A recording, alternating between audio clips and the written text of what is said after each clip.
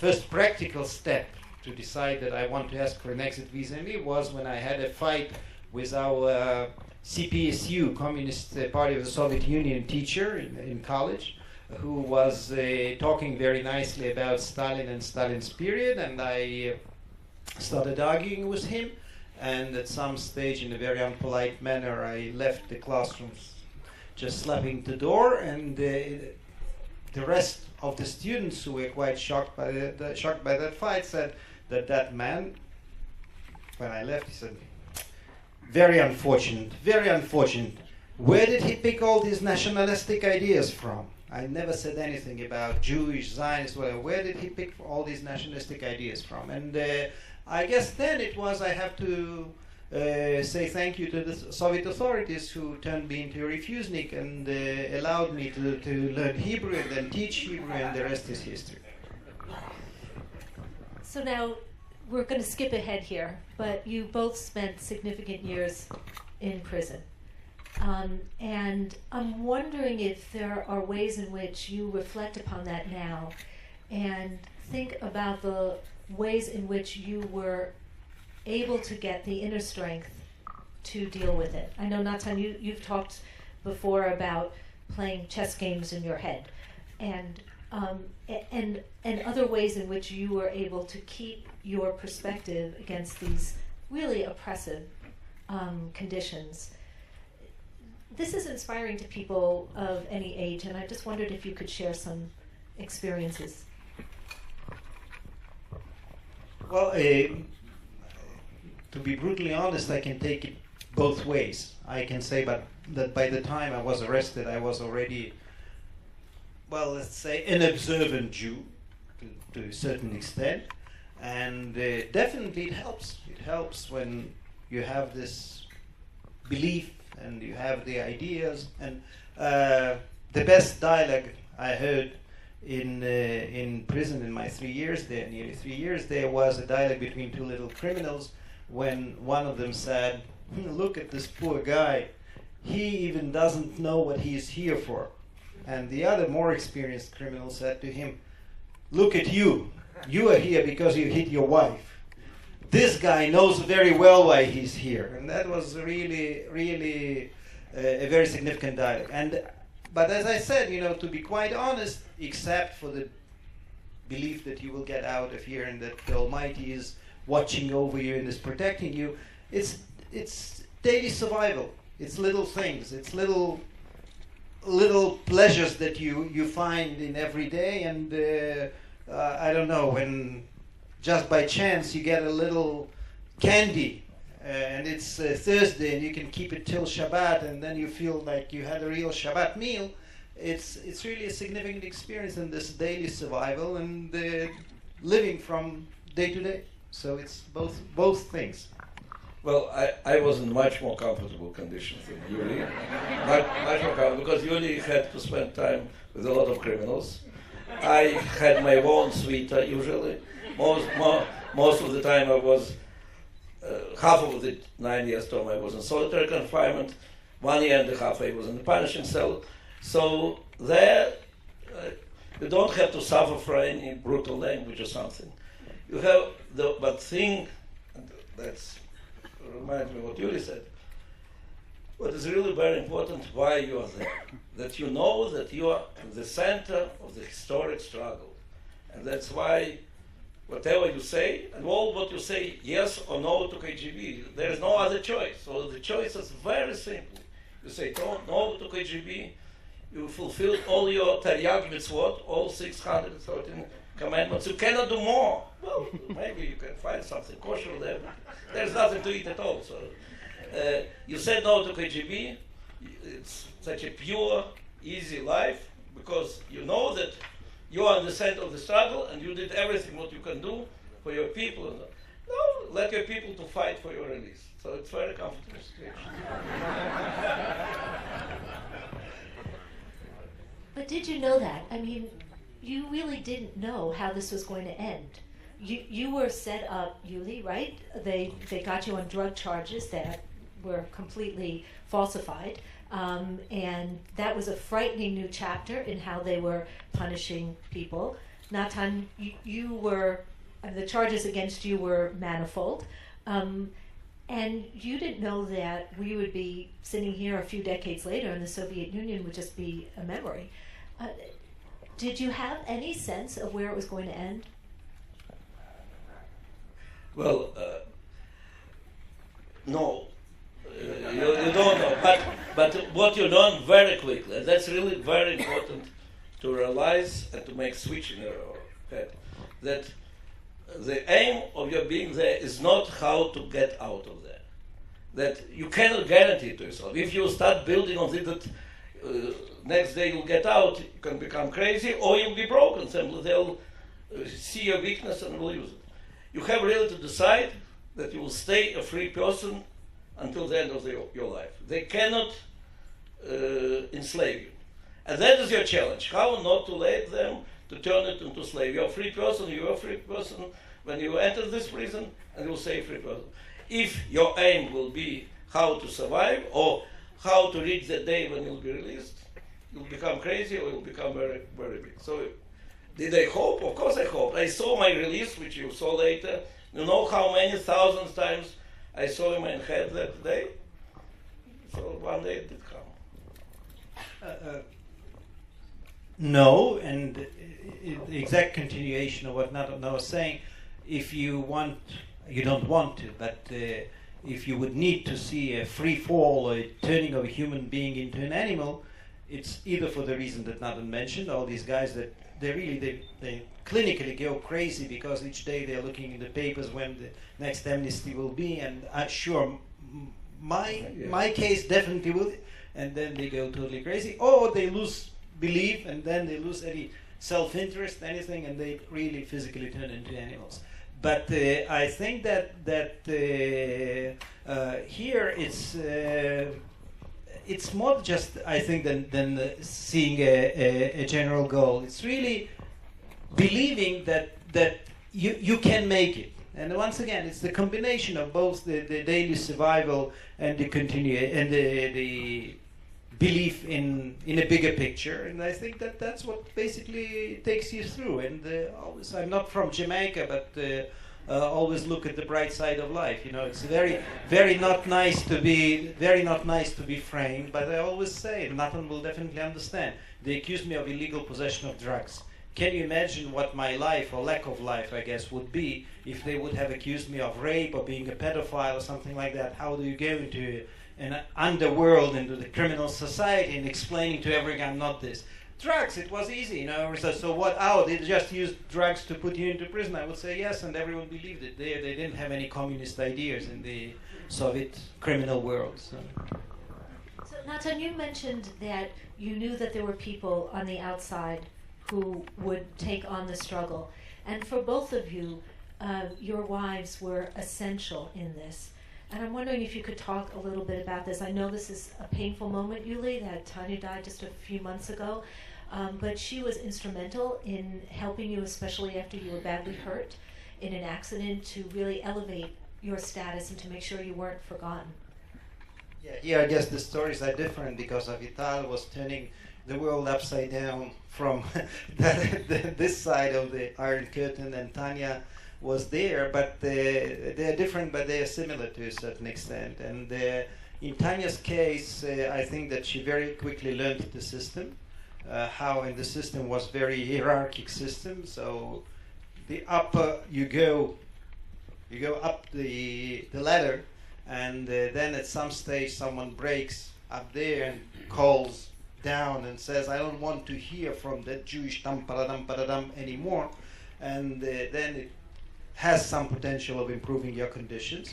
And definitely in the first camps, at least where I was, it was such an unusual idea for them that someone's wife, someone's spouse would travel, it was 5,000 miles, something like that, to try to visit.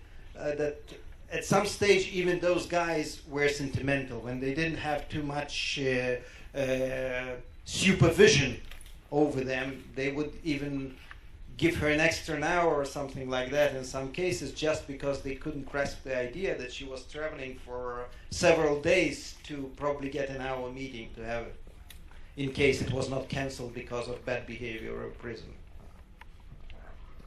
Now, you certainly had a very different and prolonged and dramatic experience.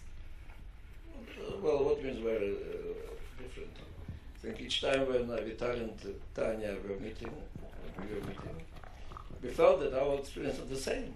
Like in case of Yuli, one can say the same what was said in my case, that what I said in my case, that before you go to prison, you have to marry the way I married. So that's strong recommendation. Learn to play chess in your head and marry the way I married.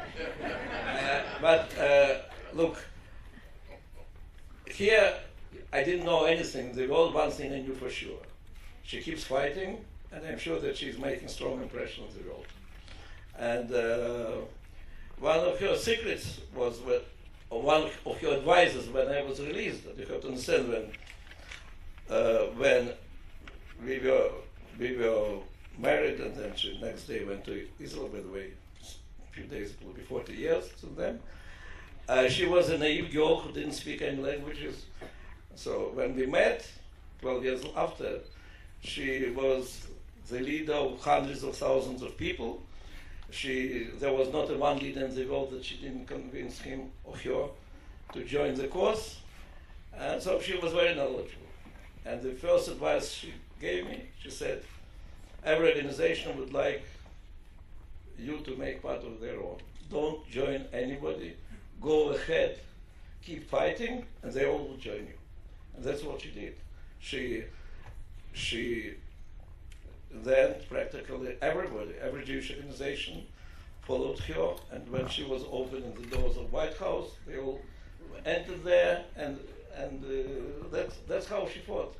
So in fact, by the time I followed her advice very well, and helped me in many things, organizing demonstration in Washington, many other things, but in the end I betrayed her, and we with Yuli decided to join establishment. And we became politicians, and then now I'm the head of Jewish agency, so I cannot keep it a secret from my wife that I'm establishment. No, but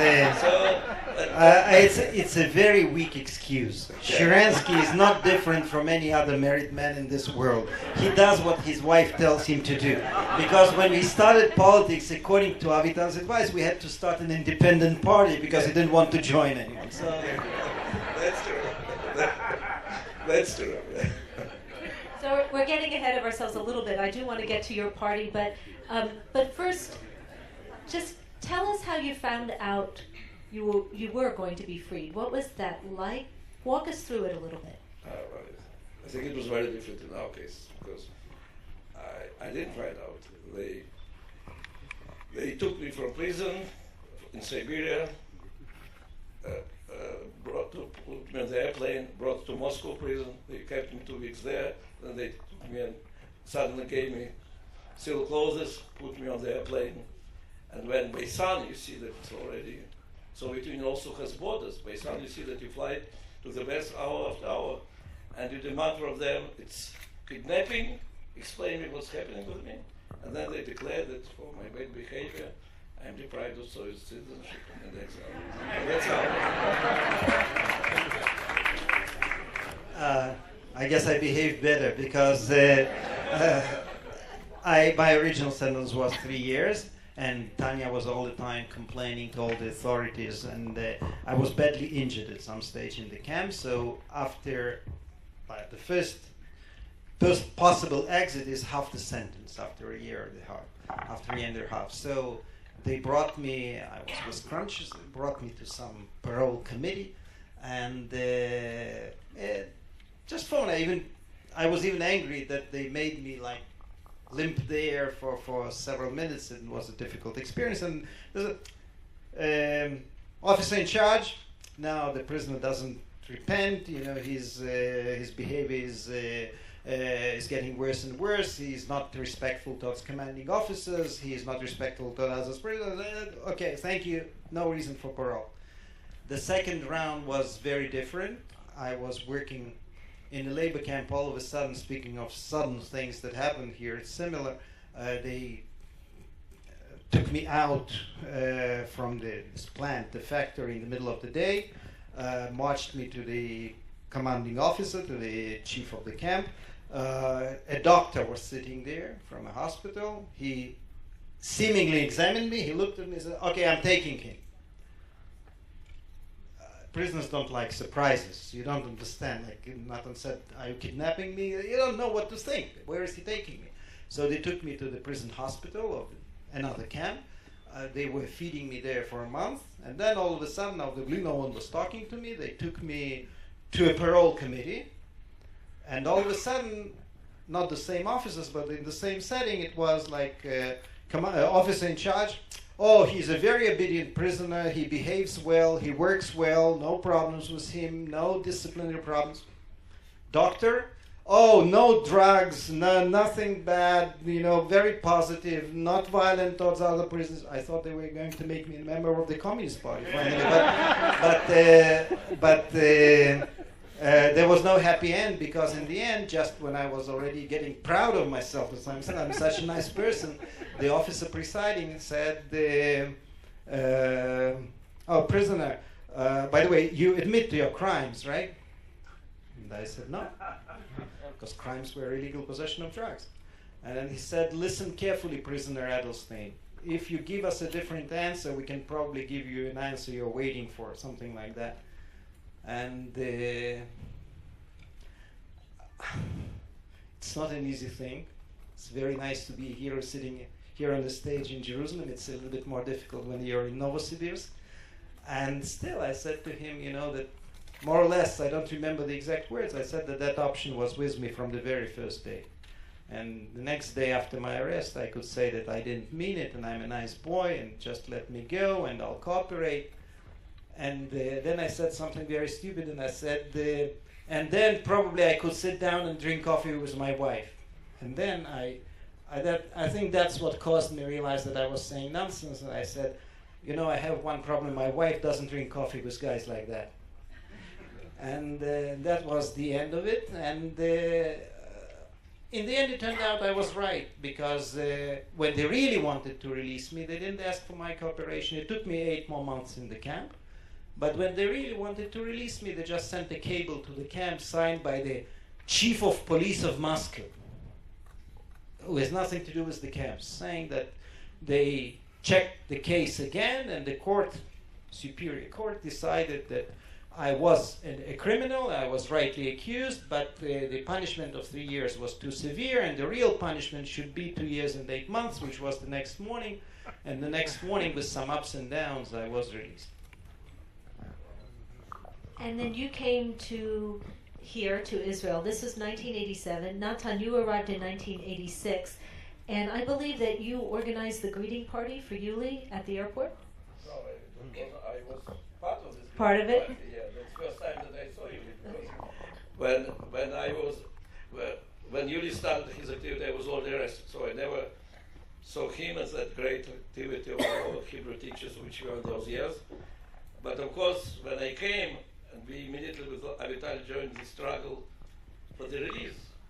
And I remember a few weeks after I came to Israel, Vice President Bush, father, came to Israel, and we met with him, and whom we were talking about Yuli Edelstein.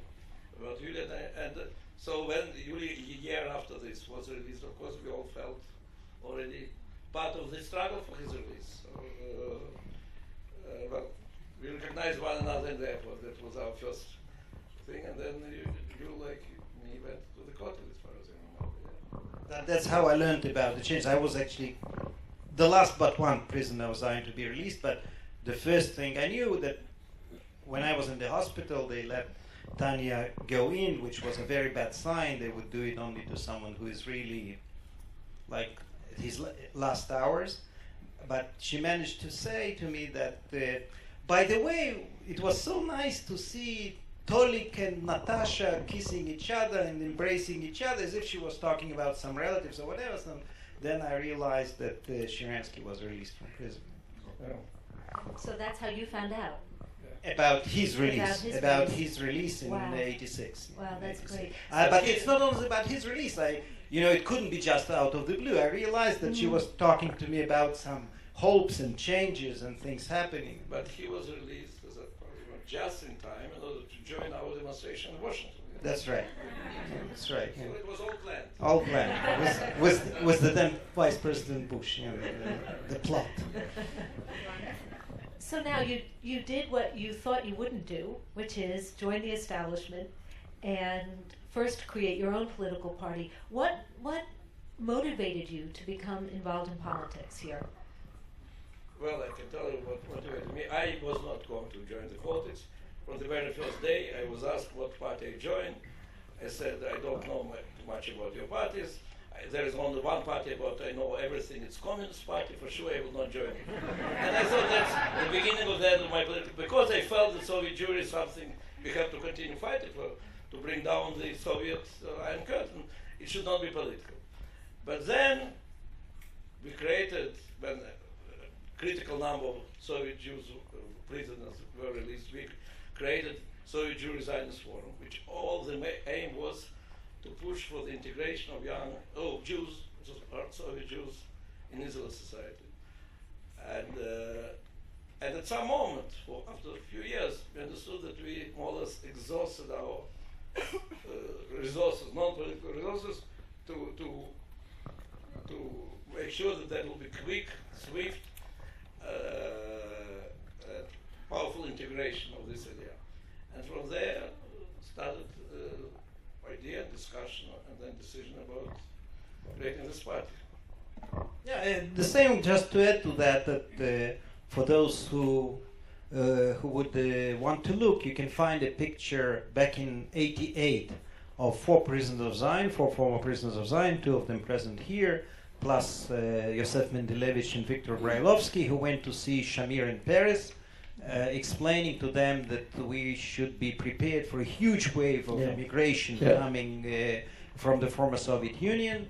Shamir, of blessed memory, said no, and Shimon Peres said we always receive all the Olim in the best possible way, and that was the end of it. We got a nice picture in 2 or 3 papers.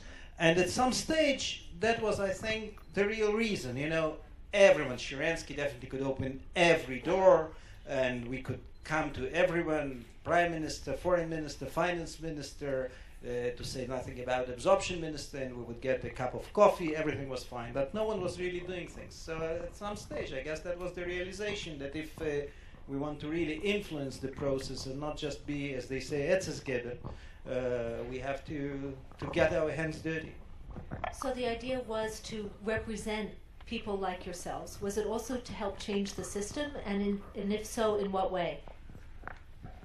I would say then it was less about changing the system. It was about opening the doors for new immigrants on every level, to make sure that already the first generation of new immigrants will not be dormant bar, will not be the generation of desert, but will be the one who will become equal citizens of the country. And the second, if to change the country is in one aspect, that it's not the country of melting pot where everybody is getting rid of their identities. It's you're joining this country with your identities, with the mosaics. So yes, we want this Aliyah to have newspapers and to have theaters and to have system of education, Mofet, which later became acceptable but was believed to be too elitist for Israel education. We wanted really to influence. I don't think that at that stage we were thinking about other things, taking into account that we were different. They were, among us were religious and less religious, and people who believed in the greater land of Israel, some people who thought that they believe in peace now. So we really tried at the first stages to include everybody in this struggle.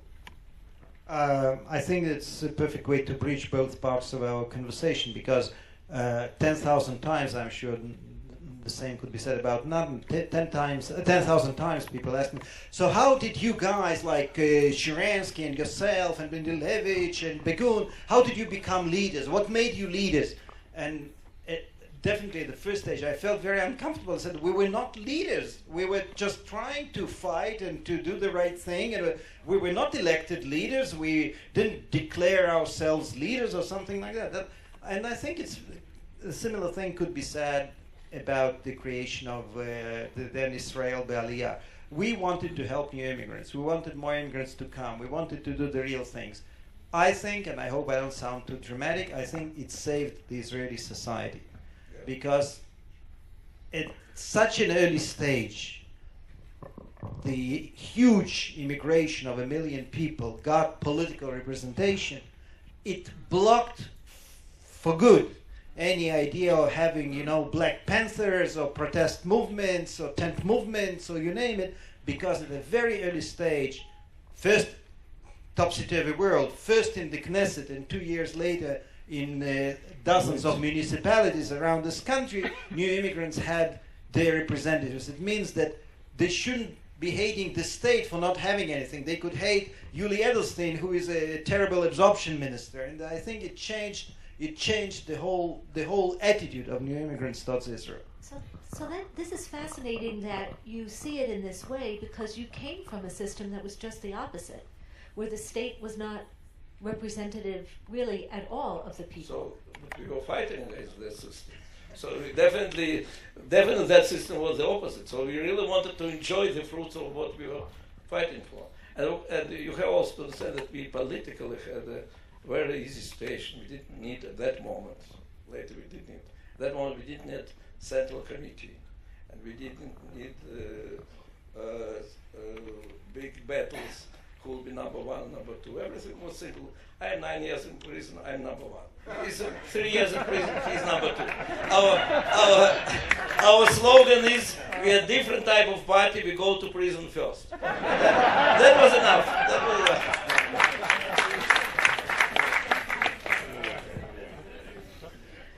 Later it became more complicated. So Yuli, you stuck with it. You moved into Likud. Now you have this position of great responsibility as Speaker of the Knesset. Natan, you've gone a different route and are now heading the Jewish Agency. I'm wondering if you could talk about that. Where did this pivot point come for the both of you? Why did you decide not just to join politics, Yuli, with a new party, but then to become part of the establishment and now an important leader in that party? Sharansky is dying to be the Speaker of the Knesset. He just does not know how to put a tie on, so he can't. You can't run. He can't run a meeting of the Knesset without a tie. I think that's one of many doors which are closed for me. But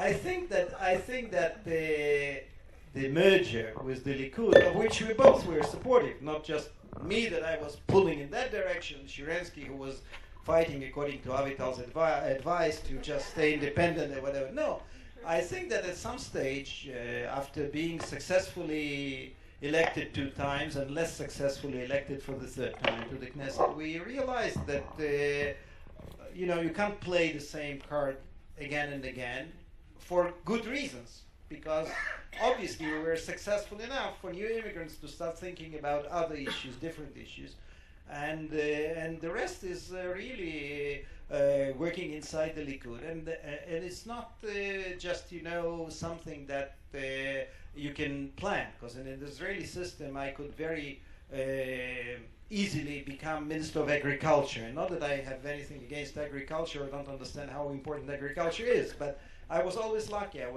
When Israel Be'aliyah, I was Minister of Immigrant Absorption. In the Likud, I got the portfolio of public diplomacy and diaspora affairs. That's why you have this gathering here today. When I was in charge of these guys 3 years ago, we decided that there must be a conference of Jewish press, and I think that the best luck was when I got the position of the Speaker of the Knesset, because once again, it's relevant to what you were asking. It's already not just thinking how you integrate the new immigrants and make the society better. It's really, once again, not to sound dramatic, but being in charge of bridging the gaps and trying, to make everything possible for this society to operate with some common denominator, not in the Soviet way, not being all together all the time and all similar, but stressing the differences, still keeping it as one body and one society, which is the most, I guess, challenging position in Israel. Well, in '98, so it means 2 years after we went to Knesset, and the leader of Israel Balia, I'm interviewed by, I think, Idiot Hanot, and they say there that if we really will be successful, in 5 years there will be no need for Israel Balia. I remember I was criticized by many of our partners. You're the leader of the party, and you say that this party will not exist. If you want people who support you, they have to know that you are there forever. It so happened by chance that in 2003, after not very lucky elections, we were elected for the third time, but we both agreed that our aim should be to join the case Likud as soon as possible, because we believed, might be a little bit different, but we both believed that the mission of this special party, which has only one aim, integration to Israeli society, is finished. So from this point it was clear. Now, I was, 9 years I was in the government, in Knesset, so on. So when I was proposed again by Bibi Netanyahu to continue, I said I was in 4 governments and I resigned twice. For comparison, I was in 4 prisons and I never resigned.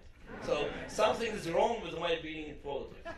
I'm resigning all the time. You know that the moment I became the minister, all our discussions are when we resign. Because for me, I have to tell, frankly, I think Yuli is fantastic speaker of the Knesset. In fact, he knows I predicted. The moment we started working, I said, your best place is to be speaker of the Knesset. I said it in '96. So I think it's great. I have to say, I didn't feel myself comfortable in politics, not in one day. Because it's absolutely opposite to prison, where you have such an ideal moral situation, black and white, you know exactly what you have to be. In politics, it's day and night, it's compromises, and you can never be sure that you are 100% right, or 100%, or even 70% right.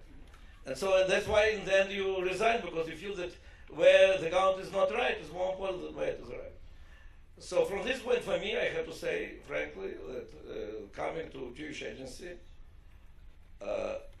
was extremely comforting experience, because with all the headaches, okay, I see my colleagues, they know what a big headache it is when you have double bureaucracy. In government, you have only Israeli bureaucracy. Here you have Israeli bureaucracy and Jewish people bureaucracy. And you never have enough budgets. It's not like government decided to give you money. Here, every 3 months we are talking about from where we get our budget. With all these headaches, it's such a pure situation where you're dealing only with the issue that you really love. The issues, and, whether it is Jewish people, whether it is struggle against assimilation, whether it is Aliyah from France, or Aliyah from Ethiopia, or BDS in American campuses. But all these are issues that are real, that you believe, and that you're dealing with this. And I wish all the success to Yuli and Knesset. So, Natan, I want to ask you about one of the issues that's certainly very important to the readers of the Forward, the people I serve, and that is the status of the Kotel. So your name is on a plan to create... Sharansky has to go. You didn't think I was only going to ask nice questions, did you? No.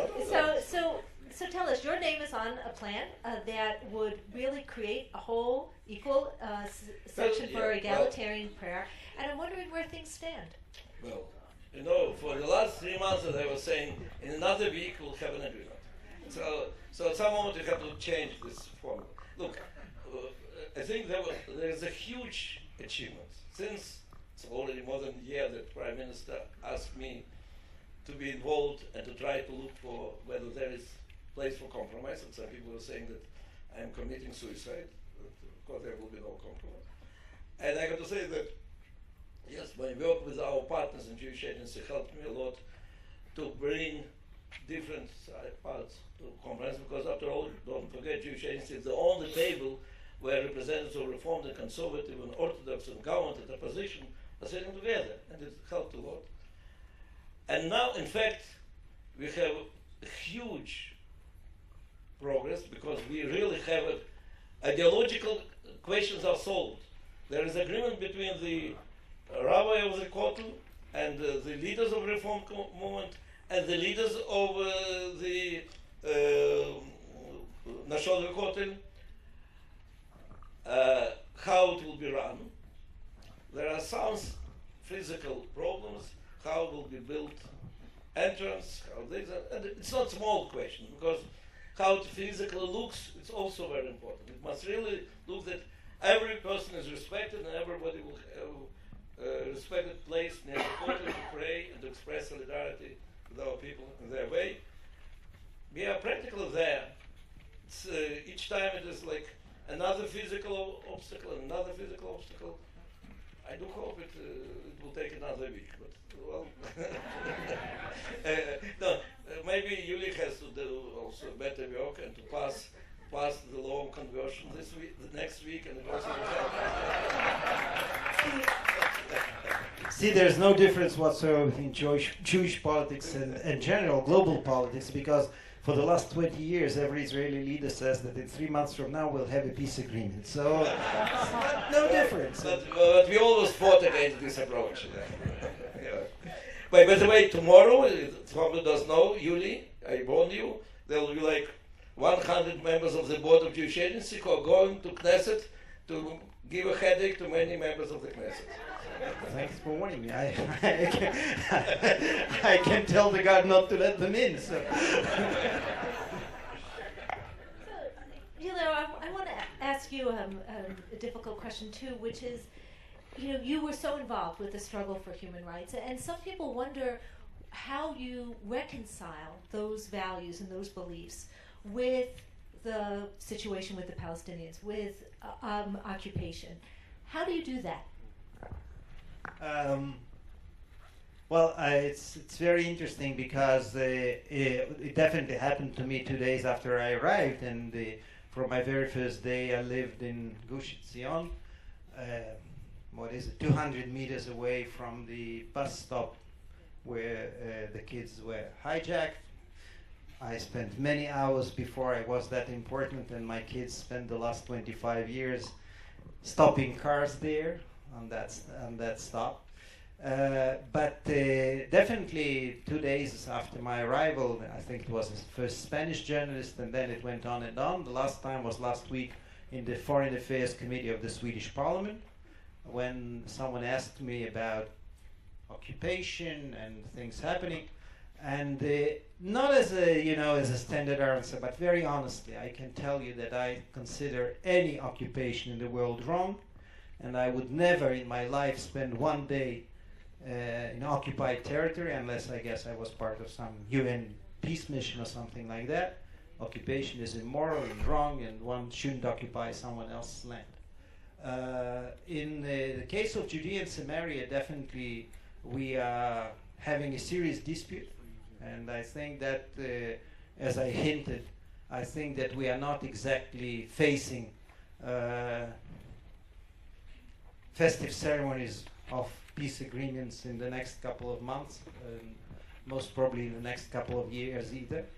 That's why, and it has everything to do with the human rights, I think that we should make sure that in the meanwhile, when there is no agreement and two sides can't agree, there will be serious cooperation, suitable living conditions, and all the help possible for all the population there. That's why I think that, by the way, 5 years ago, I think I was one of the lonely voices saying that today, a couple of weeks ago, I visited a place called Ariel. And there's a mayor there who, in front of people, it's important to mention, in front of people, says to me, not, "Speaker, help me build 1,000 more units here." And he doesn't say, "Speaker, our situation with security is terrible, make sure that the defense minister knows." And he says, "See this industrial zone? There are thousands of Israelis and Palestinians working there. Can you do something as the Speaker of the Knesset to turn it into a free trade zone or some kind of joint venture with the Palestinians? We want this cooperation. So it's a long way, and definitely it was before what happened 10 days ago with the 3 boys, and there will always be ups and downs. But there's no other way. We have to make sure that there are, as I've said, maximum rights to right to live and right to work and to feed your family properly, and at the same time not to sit on our hands and think what the future solutions would be. That's the only answer possible. For those who tell you what exactly the solution will look like, you know what, give me a laptop computer, I'll write you 10 different solutions. I just don't know how to implement them. And that's the common denominator of all those who talk about possible solutions. Well, thank you. I'd like to now open the floor to your questions. I do want to stress that we don't want speeches or statements, but rather questions for either or both of these gentlemen. I think that there's someone going around with a microphone. Yes? Okay, then if not, here's what we can do. Say your question and then I'll repeat it so that it will be heard on the tape. Yes, thank you. And please do introduce yourself, name, and where you're from. Yes, sir.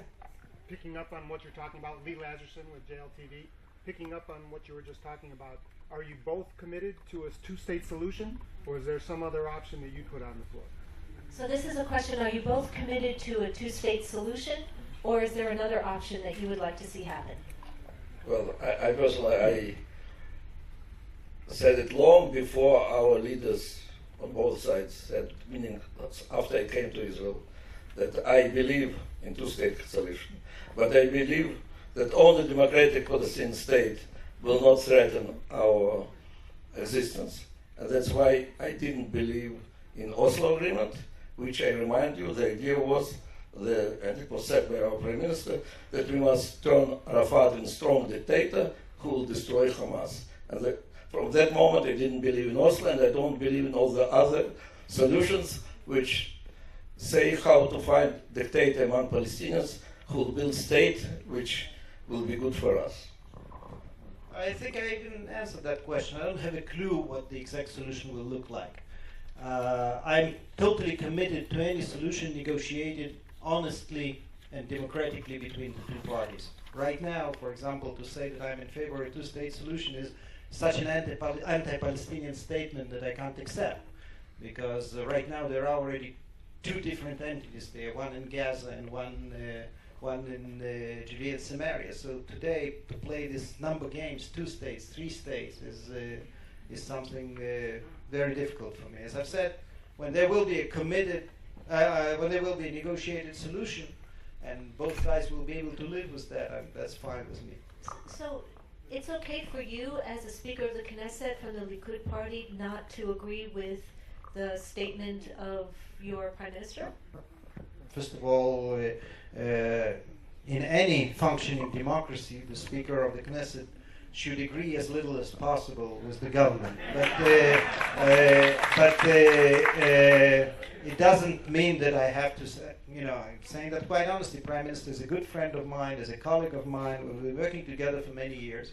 It doesn't mean that I have to agree with everything the government is saying or proposing. And it definitely means, with a big stress, that I should all the time make sure that the Knesset is totally independent and is influenced by the Prime Minister and the government as little as possible. That's my role as the Speaker of the Knesset. Thank you. Yes, ma'am. Oh, yes. Young man. Tell us your name. My name is David Farber from Boston, Massachusetts, and Do you have a question? Yeah, the question was, do either one of you two know, do you know what the government is doing for all those poor people on the streets? Yeah, we see a lot of poor people begging for money, and from America, we're not used to see Jewish people on the street asking for money. We always see all the Jewish organizations helping Jewish people, and here we see them begging on the streets. If you see poor Jews in Boston, I'm responsible. If you see in Israel, he's responsible. So relax.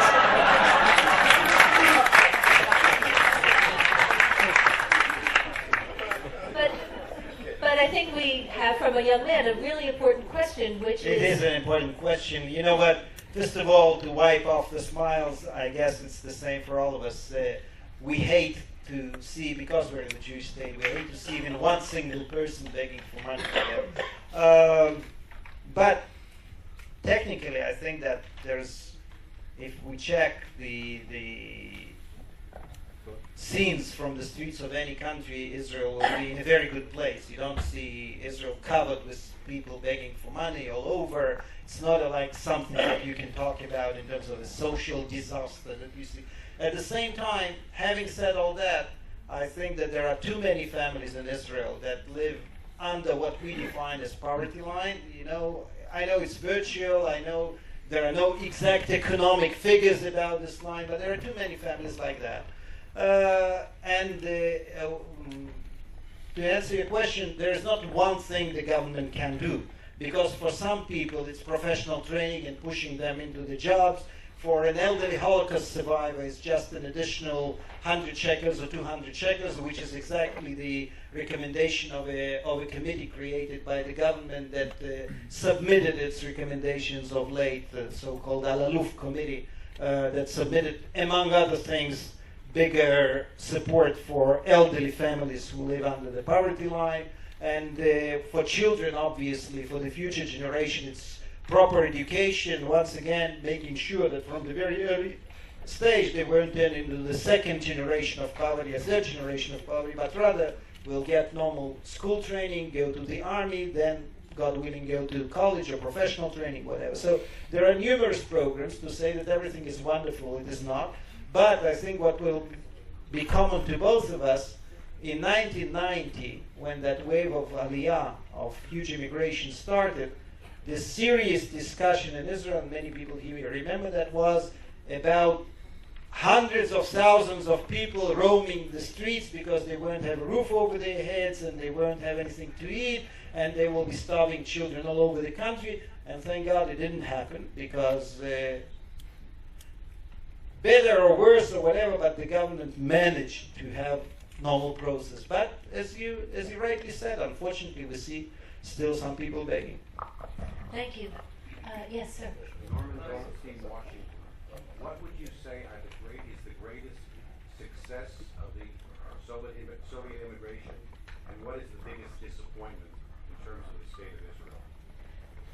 The greatest success of the Soviet immigration and the greatest disappointment. The greatest success is fantastic speed of integration. You will not find any example that 20% of population came, and in the first generation, their level of life is not lower than the average level of life. And I'm not speaking about all these doctors in the unit and so on.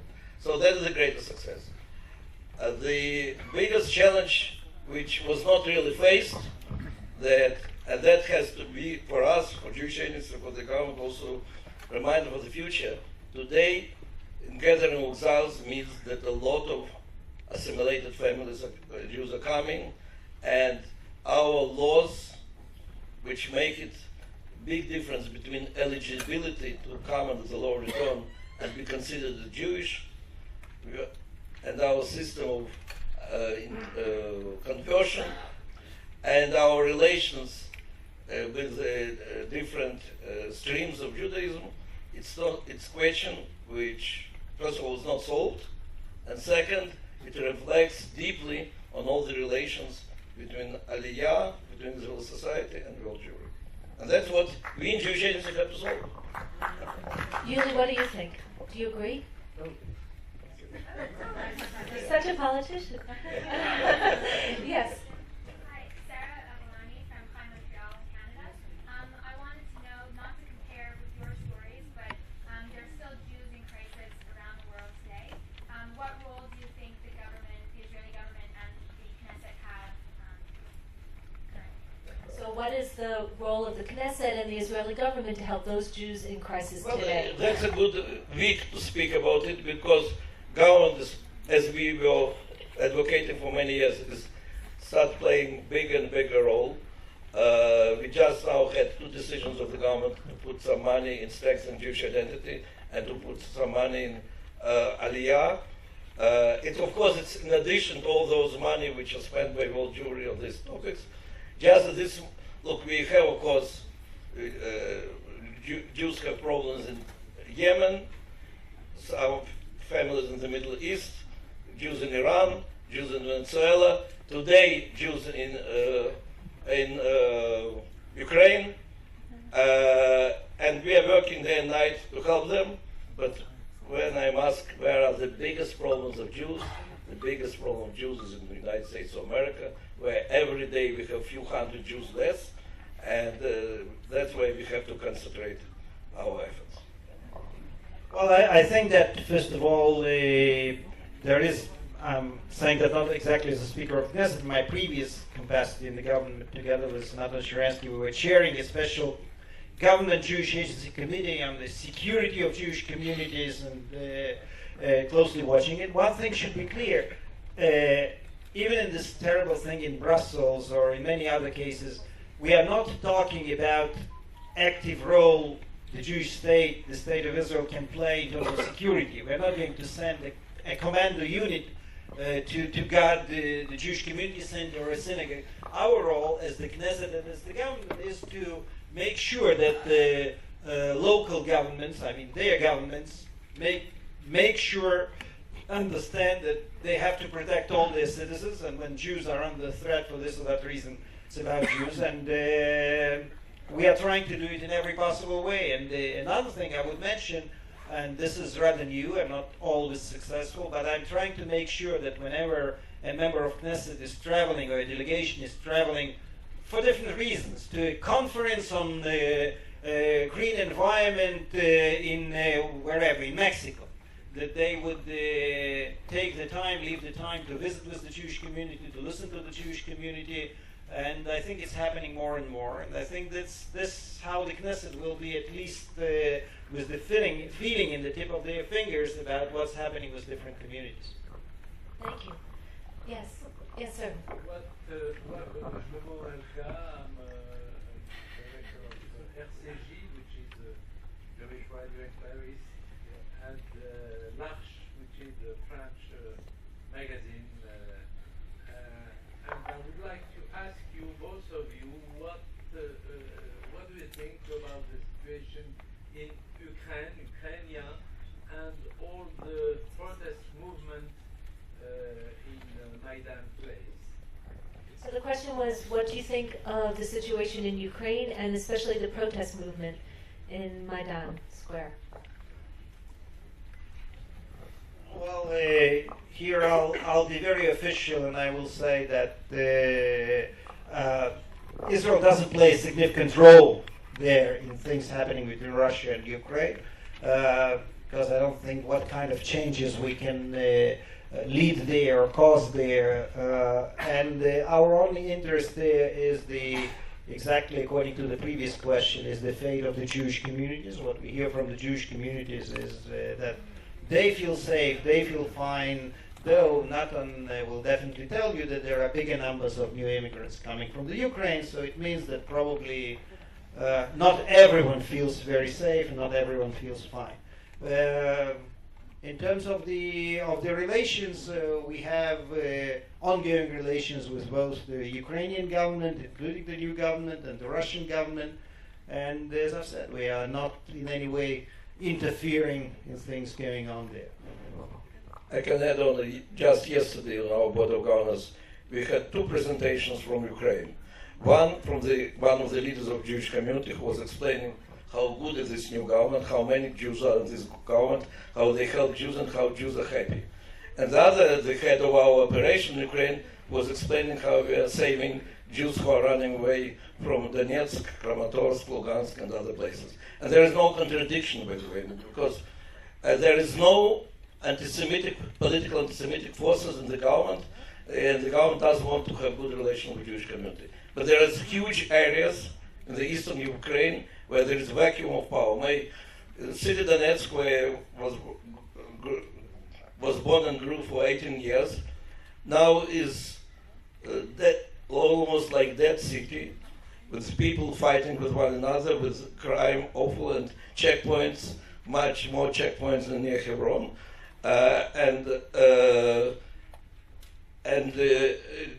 Whenever there is vacuum of power, prejudices against Jews go on the surface. Doesn't matter whether you believe Jews are agents of Moscow or Jews are agents of America. But Jews are in danger. And that's why we have increased from 1,500 to probably 4,000 Jews this year. And because it doesn't seem that the situation will be solved quickly, I think it will continue for some time. Okay, we have time for 2 more questions. Yes, yes, sir. Charles Barchechak, I am from Radio Shalom in Montreal. Assuming, and it hope. Could you sit down, sir? You're blocking the camera. Sorry? Assuming, and we're going to hope to have a peace treaty between Arabs and Israel. What will you do to correct all the books of history and geography in the Arab country which are completely false? Well, I can express very skeptical view, but I believe that I fought for this for years. I believe that peace will come after these books will be corrected. Okay, thank you. Yes, sir. Hi, Josh Weinberg from the Association of Reformed Zionists in America. Given everything that's been said here, how do you feel about the policy and the practice of prisoner exchanges, and has the discussion of the Knesset changed at all in the last 10 days after the bill was presented? So this is about the policy of prisoner exchanges, and has the discussion changed in the last 10 days? Since, let's just give a little context here. I understand that there's a bill that's making its way through the Knesset to make it much more difficult to exchange many prisoners here for an Israeli. And I assume that your question is based on what is happening now with the 3 teenagers who are abducted, and whether or not that changes the equation. And given your personal biography. With the at this stage, it has nothing, unfortunately or fortunately, well, you name it, to do with the 3 teenagers, because there are no negotiations, no responsibility, nothing of the kind. In general, you know, it's good that we have free press, because I didn't remember that, but in one of the newspapers, they quote me today as saying, it says, Speaker Edelstein on the day of the last release said, it won't be too long when we'll see a headline in one of the newspapers about one of the released terrorists who is involved in terrorist activities again. Not such a deep statement. It could be very predictable, but unfortunately that's exactly what is happening. That's why I think that the whole issue of prisoner release is counterproductive. And you know what? I said that to families of terror victims, and it was not a very popular statement with them, but I said it knowingly. I said, you won't like what I'm saying, but it's not exactly a very principled position. Were it for the fact that someone who's committed terrible crimes, spent 20 or 25 years in prison, and turned into as opposed to a warmonger, a peacemonger, and I know for a fact, or the Secret Service knows, and the prison service knows, that the moment he will be released, he'll go to schools and to kindergartens and to the national TV there, and will say, I tried it, I managed to kill Israelis. It didn't take us anywhere. It was wrong. It was stupid. Doesn't take us anywhere. Let's try something else. Then probably I could consider. Unfortunately, in nearly all the cases of those released in exchange or under any other circumstances, like in that stupid thing with continuation of the process with the Palestinians, they all say the exact opposite things. That's why I think that it just causes new victims. Well, I want to relate to your question that taking into account your experience, our experience, and I suspect you meant almost opposite to what we are doing. I have to say I'm not in the government now, but when I was in government, I always voted against releases. And when there was a release for Tenenbaum, if you remember, 1,000 people. So, and Ariel Sharon called me that night and said, because of your experience, I asked you to vote with me. And I said, because of my experience, I cannot vote for this. I know how it is important for these people to know that the country is fighting for them.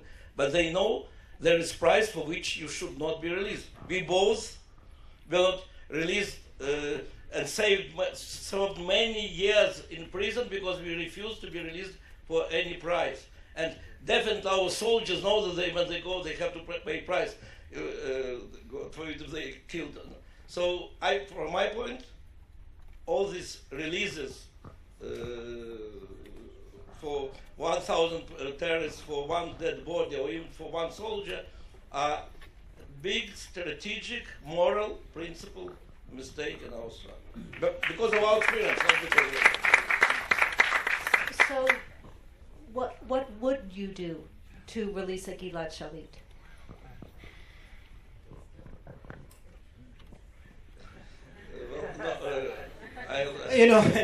To ask a question like that, I know what I would do. I wouldn't have the unilateral withdrawal from Gaza Strip. I was fighting against it. What do you mean? That's exactly, one mistake leads inevitably to another mistake. You pay 1,000, then you pay 1,500, then you pay 2,000, and then you pay 3,000 for a dead body. That's an inevitable process. It's like exactly, 20 years we've been leading the peace process, or the so-called peace process, in the wrong direction. It's like a car going down without brakes or brakes or anything. And then there is a smart person who says to you, now you are the driver. What exactly do you do? Don't put the car in this situation in the first place. So it's a long story. It's a terrible story. I don't want to be in the shoes of those who would deal with any kind of these negotiations. But for a change, there was a so-called Shamgar committee.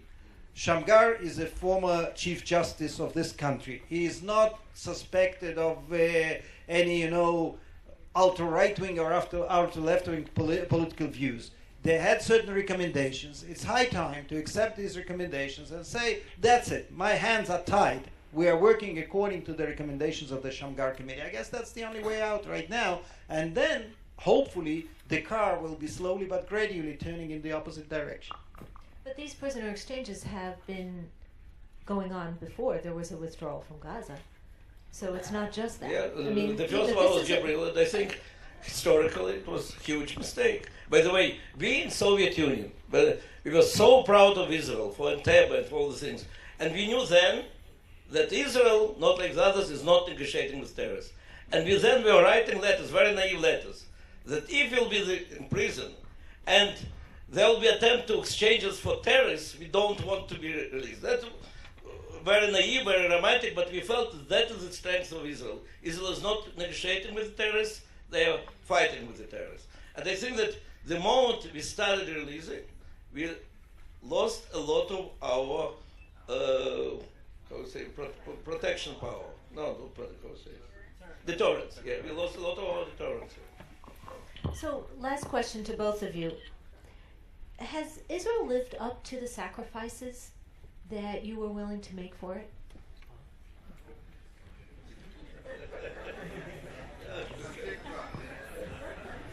I'll say it in a personal, Schweizerisch manner. I was released from prison, something that I didn't mention, on May 4, 1987, which is absolutely not important. What was important, it was Hey B'Iyar. It was the Independence Day, Yom HaAtzmaut of the State of Israel. And it was not the original date of my release. So someone took care of it. 26 years later, according to the procedure in this country, an army general approached me on Mount Herzl and said, Mr. Speaker, can we please start the official celebrations of Israel's Independence Day? And it took me 20 seconds to answer, because it was, even for me, a foxy, experienced politician, it was a little bit too emotional. So I think that's it.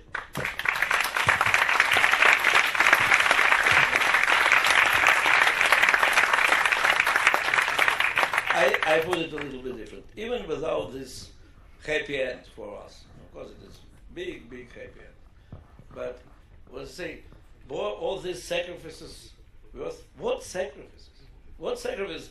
We were slaves in Soviet Union. We were real slaves. Well, scientists, intellectuals, but it was the life of slaves. We got real freedom. I have to say, in prison, I felt myself freedom. I was enjoying this freedom, and I continue enjoying it in Israel. So what sacrifice all the time, but such a sacrifice. God forbid if I continue to be loyal Soviet citizen. I would have such a miserable life. We could be oligarchs. Yeah. Yeah.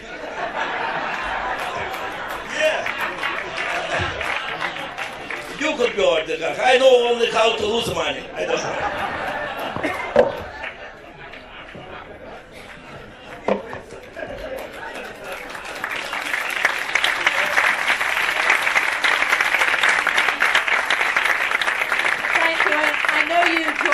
In thanking again Yuli Edelstein and Natan Sharansky for a truly inspiring, enlightening, wonderful conversation. Thank you all very much.